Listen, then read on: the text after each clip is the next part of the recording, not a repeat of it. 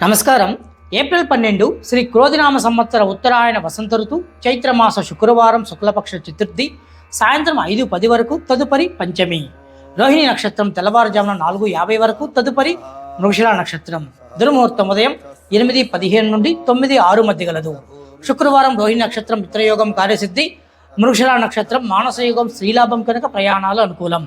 చైత్రమాస చతుర్థి గడియలందు గణేష పురాణం గాని ఉపపురాణాన్ని గాని భక్తి శ్రద్ధలతో వినినను చదివినను సర్వ విజ్ఞాలు తొలగి సర్వ కార్యము అనుకూలమవుతుందని గురువచనము.